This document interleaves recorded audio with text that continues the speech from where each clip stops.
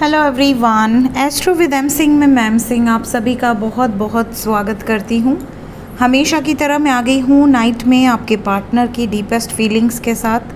देखते हैं collective level पे अभी इस वक्त आपके पर्सन की डीपेस्ट फीलिंग्स क्या हैं आपके लिए और इमीडिएट एक्शन क्या एक्सपेक्टेड है। तो शुरू करते हैं गाइज आज की रीडिंग लेके प्रभु का नाम। हर हर महादेव, जय हो शिव शक्ति, जय हो राधे कृष्णा, जय हो मेरे भाई। सबसे पहले अपने पार्टनर को याद कर लीजिए, उनका नाम ले लीजिए एटलीस्ट 3 टाइम्स ताकि ज़्यादा से ज़्यादा एनर्जीज आप तक पहुंच सके इस कलेक्टिव रीडिंग के माध्यम से। शुरू करते हैं।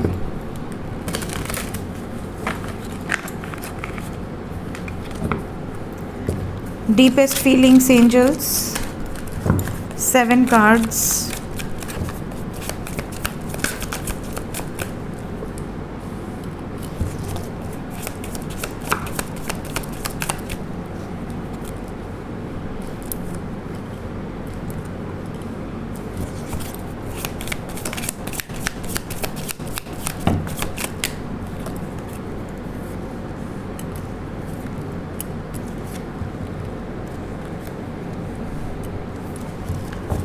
बॉटम ऑफ द डेक से है queen of wands. Overall energy है हमारे पास हेरोफेंट।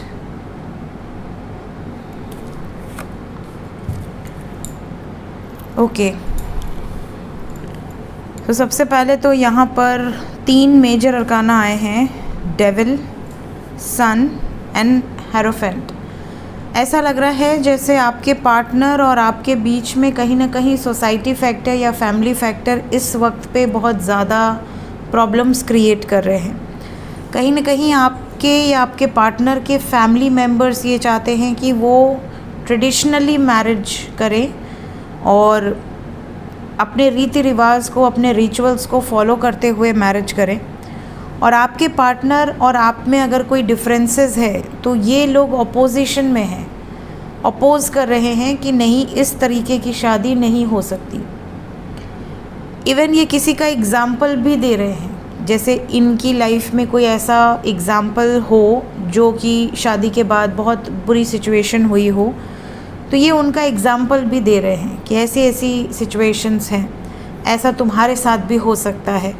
मैनिपुलेट करने की कोशिश कर रहे हैं और दिखा ये रहे हैं कि हम तुम्हारा अच्छा चाहते हैं, हम तुम्हें प्रोटेक्ट करने की कोशिश कर रहे हैं। आपके पर्सन, कई बार ऐसा भी हुआ है कि इन बातों पर बहुत ज़्यादा ध्यान भी देने लगते हैं। ये बात आपको भी पता है कि आपके पार्टनर थर्ड पार्टी की बातों का स्पेशली ध्यान देते हैं। कई बार आपको इस चीज़ से प्रॉब्लम भी हुई होगी कि तुम्हें एक साइड को चुनना पड़ेगा, या तो तुम मेरी सुनो या उनकी सुनो।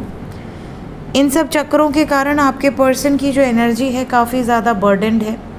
इन्हें ऐसा लगता है जैसे कि मैं जाऊं तो जाऊं कहाँ, अपने पार्टनर के पास जाता हूं या जाती हूं तो वो मुझे ये एक्सपेक्ट करते हैं कि वो और मैं एक दूसरे का सपोर्ट सिस्टम बने, जो कि कोई भी एक्सपेक्ट करेगा। बट जब ये अपने लाइफ में जो अदर्स प्रायोरिटीज़ हैं, जब उनके पास जाते हैं तो उन्हें लगता है कि यार मेरे पार्टनर के मिलने के पहले से ये लोग मेरी ज़िंदगी में हैं, तो मैं इन्हें कैसे हर्ट कर सकता हूँ या कर सकती हूँ। तो इसी कन्फ्यूजन के चलते आपके पार्टनर का जो मेंटल स्टेट है इस वक्त काफ़ी ज़्यादा कॉन्फ्लिक्टेड है। आपके पार्टनर एक पल में ये सोचते हैं कि मुझे किसी भी तरीके से अपने पर्सन को खोना नहीं है, मुझे उसके लिए जो एक्शन लेना होगा मैं लूँगी या लूँगा। लेकिन दूसरे ही पल में इन्हें जिम्मेदारियाँ याद आने लग रही हैं कि अगर मैं अपने मन मर्ज़ी का एक्शन ले भी लूँ उसके बाद क्या होगा, और अगर कुछ गलत हुआ तो उन सब की ज़िम्मेदारी मेरी बनेगी। तो यही सब सोचकर आपके पार्टनर बहुत ज़्यादा कंफ्यूज हैं। हालांकि इन्हें ऐसा लग रहा है कि एक बार पीसफुल रिजोल्यूशन निकल जाए, काश कि मेरी फैमिली या जो भी अदर सिचुएशन है वो मान जाए, ताकि हम दोनों लव कम अरेंज्ड, मतलब एक तरह से अपने ही पार्टनर के साथ पूरी रीति रिवाज से शादी कर सकें। ये सब सोच विचार इस वक्त आपके पार्टनर की एनर्जी में नज़र आ रहा है।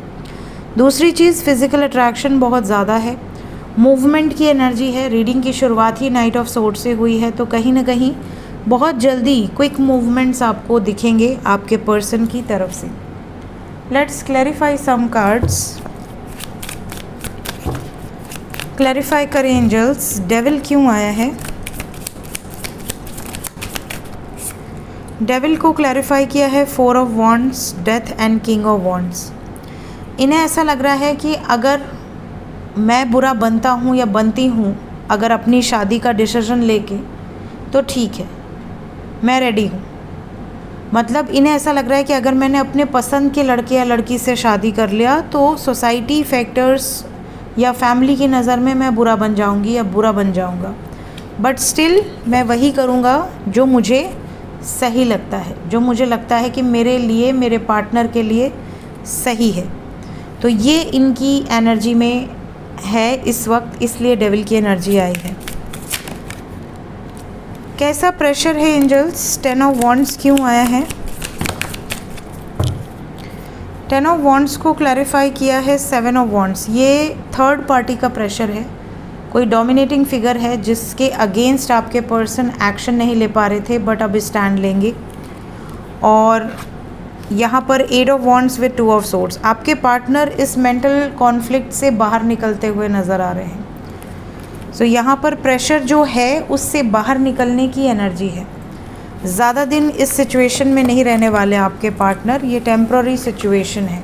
बहुत जल्दी आप दोनों के बीच में जो भी प्रॉब्लम्स है वो दूर होंगी। एक्शन क्या एक्सपेक्टेड है। 4 नंबर बहुत इम्पॉर्टेंट है। ऐसा लग रहा है कि ये एनर्जी रीडिंग 4 घंटे से 40 घंटे के अंदर की होगी।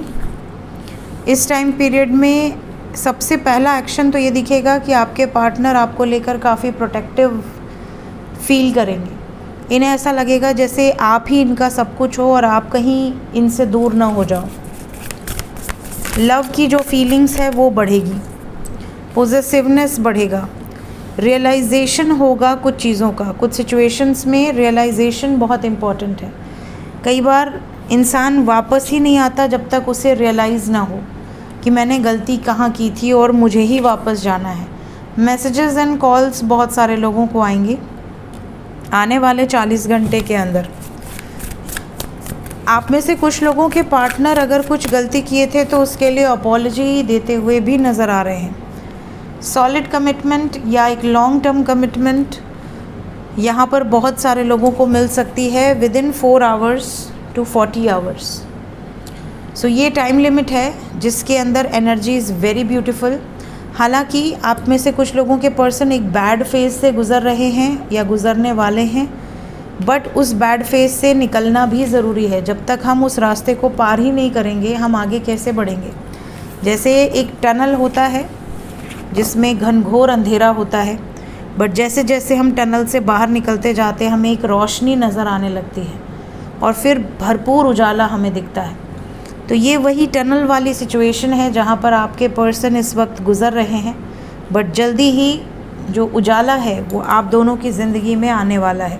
एनर्जी इज़ वेरी ब्यूटीफुल, हालांकि थोड़ी सी हेवी नज़र आ रही है। देखते हैं एंजल्स इस वक्त आपसे क्या कहना चाहते हैं। एंजल्स की तरफ से मेरे व्यूवर्स के लिए गाइडेड मैसेजेस क्या हैं। पहला मैसेज है, reach for your dream knowing that it's already coming true. अपने सपनों को ऐसे देखा कीजिए जैसे बस अब सच होने ही वाले हैं। जो भी अच्छे सपने होते हैं, पॉजिटिव ड्रीम्स, उनको उसी तरह से लिया कीजिए।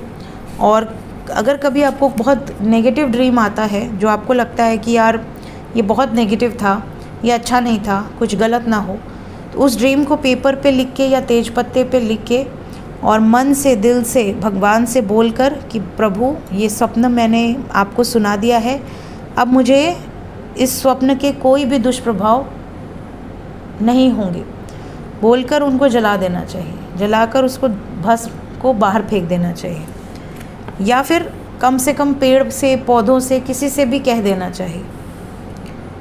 बुरे स्वप्नों को ज़्यादातर शेयर कर देना चाहिए, अच्छे स्वप्नों को शेयर नहीं करना चाहिए जब तक वो डाउनलोडिंग या चैनलिंग पूरे समाज के लिए ना हो। पर्सनल लेवल पे जो एनर्जीज़ होती हैं वो कभी शेयर नहीं करनी चाहिए। जो चैनलिंग या डाउनलोडिंग आपको ये पता होती है कि ये दूसरों के लिए है, उसी को शेयर करना चाहिए। Don't take action when there's a feeling of resistance. यहाँ पर एंजल्स आपको ये कह रहे हैं कि अगर आपका अंतर्मन ये कह रहा है कि अभी रुक जाओ, रेजिस्ट कर रहा है या रुकने को इंडिकेट कर रहा है और आप एक्शन लेने की सोच रहे हैं, तो उस टाइम पे लिया गया एक्शन रिज़ल्ट ख़राब दे सकता है, आपके फेवर में ना हो, ऐसी पॉसिबिलिटी बन सकती है। इसलिए उस टाइम पे एक्शंस ना लें जिस टाइम पे आपका अंतर्मन आपको रेजिस्ट कर रहा हो। लास्ट कार्ड यहाँ पर है, perspective is a matter where you stand. देखिए यहाँ पर बहुत सारे लोग होते हैं जिनका नज़रिया बहुत डिफरेंट हो सकता है। कुछ लोगों का किसी पर्टिकुलर सिचुएशन को देखने का नज़रिया अलग होगा, कुछ लोग उसमें से सिर्फ पॉजिटिविटी निकालेंगे, कुछ लोग सिर्फ नेगेटिव चीज़ों को पिक करेंगे, कुछ लोग पॉजिटिव नेगेटिव दोनों को एनालिसिस करके एक निष्कर्ष पर पहुंचेंगे। तो ये डिपेंड करता है कि आपका पर्सपेक्टिव क्या है। अपने लाइफ में जब आप किसी मुद्दे पर स्टैंड लेना चाहते हैं तो उसमें आपका पर्सपेक्टिव बहुत मैटर करता है। 4 दोस्त हैं, 2 दोस्तों ने कोई गलती कर दी, तो आपने उन लोगों की बात सुनी जो कि उनके अपोज में है, उन लोगों की नहीं सुनी जिन्होंने गलती की है। हो सकता है उन्होंने कोई गलती की ही ना हो। तो आप जब सुनते हो तब आपका पर्सपेक्टिव है कि आप किसको चूज़ करते हो। तो कहीं ना कहीं यहाँ पर आपको कहा जा रहा है कि आप कहाँ खड़े हैं, उसके बेसिस पर क्या आपका पर्सपेक्टिव है, उसके बेसिस पर एक्शन या जजमेंट लीजिए। किसी के कहने से, किसी के मैनिपुलेट करने से ना लीजिए। सो ये थी गाइस अभी इस वक्त आपके पार्टनर की energy with some guided messages. मिलते हैं नेक्स्ट रीडिंग में। Till then take care, bye bye.